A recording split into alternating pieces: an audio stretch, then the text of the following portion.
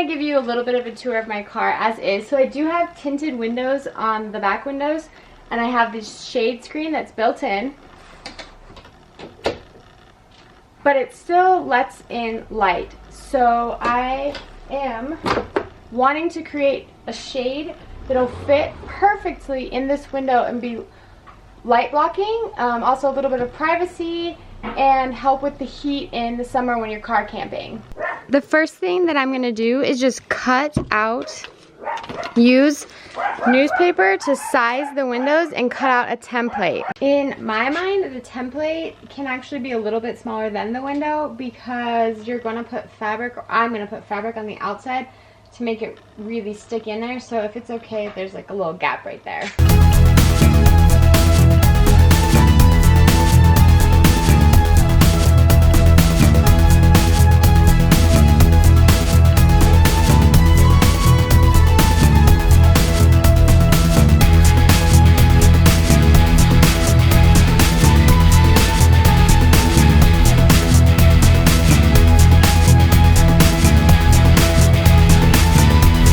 Here are all my templates. 2 back windows, big back window, other 2 back windows.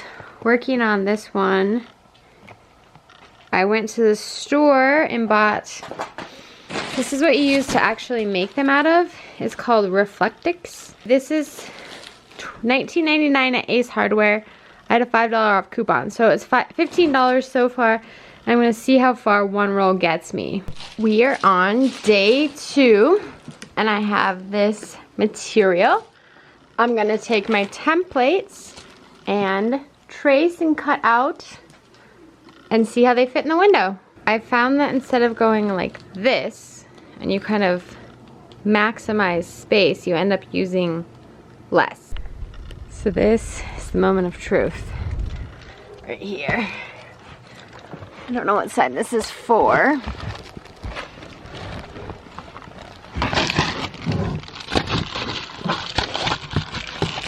I don't think it must be for the other side. This one fit in this window, so this is where it goes, but it's still slightly too big. So we're gonna have to do some cutting. But again, I'd rather it be too big than too small and not fit. I am trimming very small pieces off at a time, and I'm making sure when I put it in that I'm covering all the edges and all the corners before I decide where to cut, because you want to make sure it's in there the correct way first. So you can see there's a little bit extra here, a little here, a little here. If you were to make it a little small, you can use, when you cover it with fabric, you could thicken it up with fabric to help with that. Got one done, guys. I'm so excited. And the nice thing is my windows actually have a little lip right here. So a lot of people make theirs to kind of push in, but mine actually has a lip, and I can kind of push it up in, so then it is a little bit tighter, and then you're making sure you're getting all the, so you kind of push it in, getting all the exposed areas. This one I made a little too small, just right here. It's a little too big, so I have to cut it to fit, but, and it's kind of nicely tuck in, but it's a little too small right here. So I'm just gonna use another piece, cut it, tape it on, and when I put the fabric over the top, you won't even notice. I cut a piece and put it in here to make sure that it would fit good, and then I'll take it out and just tape it on the edge right here. Here's the finished product. I just took some masking tape, taped it on. I did have a little gap right here where I initially put the tape on, so then I just took an extra piece and put it on the back, on the gap. But I don't think it'll, once it's covered in fabric, you won't even be able to tell. We have this much left. Oh, and more in this.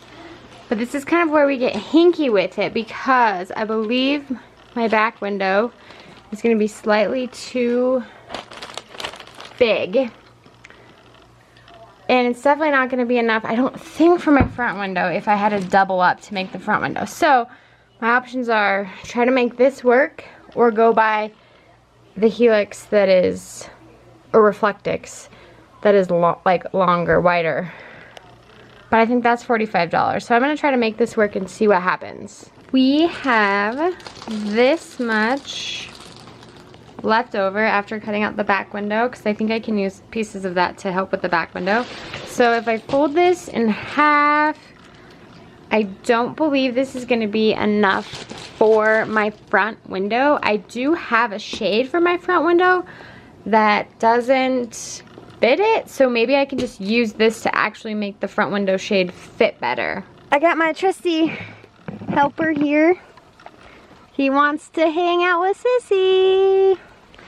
So the back one was a little too small on the bottoms. See, it's kind of nice, like I said, I can tuck in for most part, but I'm just gonna have to create a few pieces here and here.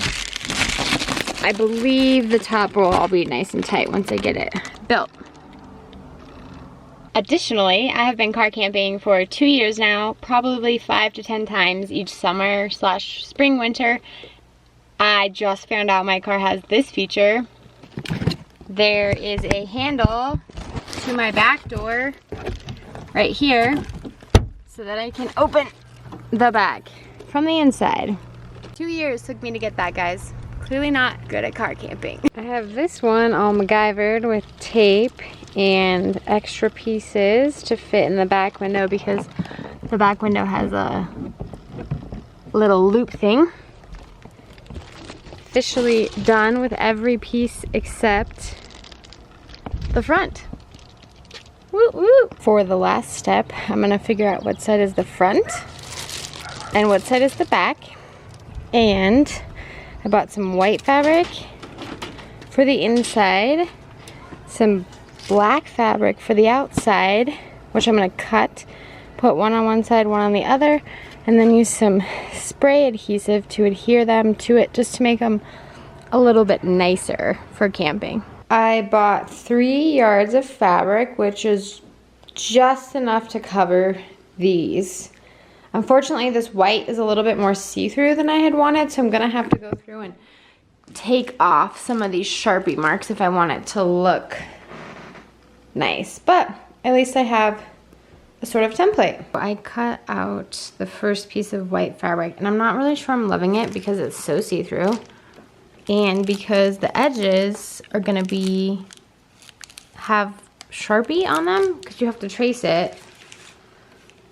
And it kind of just looks a little cheap, I guess. I don't know. I guess I'm being a little picky, but what I was thinking is I could kind of come around with the black and maybe do a lip of black up to like here to cover up, or maybe just get another piece of fabric and do something kind of cute for the edges to make them more firm, and because they are a little thick, as you can see. They're not completely flat, but I mean, I could theoretically sort of wrap the black around it like this and then just have a line like that, and I just have to cut the black pieces bigger. But I'm not particularly sure what I'm gonna do, but I'm going to wipe off all the Sharpie, and then I have a steamer that I'm going to steam all the wrinkles out, and I guess just adhere it on there. In order, ooh, bad lighting. In order for this stuff to work permanently, you have to adhere it within 15 seconds. So I'm outside adhering it because the stuff, when you put it on the ground, the ground is already sticky. So you don't want to spray it inside. Another reason people might wonder, I liked doing 2 different colors for the insides. So one, I like the black on the outside as like to absorb heat. And I like the white on the inside to sort of make the car not so dark. I think if I did black on the inside, it would make it dark. Plus, when you have the inside white or one color and then the outside a different color, when you put them in the windows, it'll be easier than if they were all one solid color. The technique of doing a little bit, getting it kind of set on, and spraying the rest all at once worked a lot better than spraying it all at once and trying to put it on as one giant piece. I started cutting them out a little bit thicker or wider than the actual stencil template, and that seems to be working a little bit better for adhering it. And when there's extra, I can just go through on the other side and trim it up. I've also found the best way to adhere it on larger pieces is to lay it out on the piece the way you want it to be. Fold it back like this, adhere right here, and then slowly just move your way down. Seems to be the easiest way to do it wrinkle-free. For cost, the spray adhesive was, I think, $8, and then the fabric was $15. So I would say overall, this project's about cost me $50. And this is only all the windows except for the front window. Laying them all out to cut out the black part. And what I think I'm gonna do, because I did leave a little bit of a gap on some of them, is take them out there and put them in the window and just make sure nothing has to be trimmed, because if I make too much of an edge, because these fit kind of perfectly, these might not fit in there. There are a few places where there actually is a small gap of light that I would like them to use the fabric to fill in, but I'm gonna go out in the garage and measure them to see how they fit before I commit to putting edges on them.